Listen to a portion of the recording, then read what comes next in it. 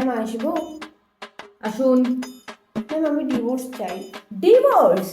Divorce চাওয়ার কারণটা কি? আমি আমার বরের সঙ্গে থাকতে রাজি নই। কেন? আপনার বরের অন্য কারোর সঙ্গে এক্সট্রা ম্যারিটাল অ্যাফেয়ার আছে? না না, আমার আছে।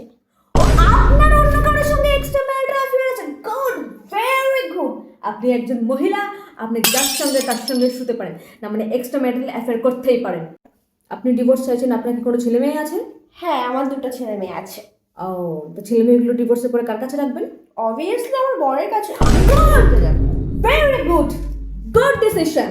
ছেলে মেয়ের দায়িত্ব আপনি কেন নেবেন? অবশ্যই আপনার বরের নেওয়া উচিত। আপনার শ্বশুর শাশুড়ি আছে? হ্যাঁ। আপনার শ্বশুর শাশুড়ি কি চান? আমার শ্বশুর শাশুড়ি চায় না আমি আমার বরকে ডিভোর্স দিই। কেন চাইবে না? কেন চাইবে না আপনার শ্বশুর শাশুড়ি? আপনার ইচ্ছা, আপনার ইচ্ছা, আপনি কার সঙ্গে থাকবেন, কার সঙ্গে শোবেন, কার সঙ্গে খাবেন। আপনার ডিভোর্স আমি করিয়েই ছাড়বো। এইরকম শ্বশুর শাশুড়ি থাকার থেকে না থাকা ভালো। আমি ফাইল করবো যে আপনার শ্বশুর শাশুড়ি আপনার উপর অত্যাচার করে। আপনার ডিভোর্স আমি করিয়েই ছাড়বো।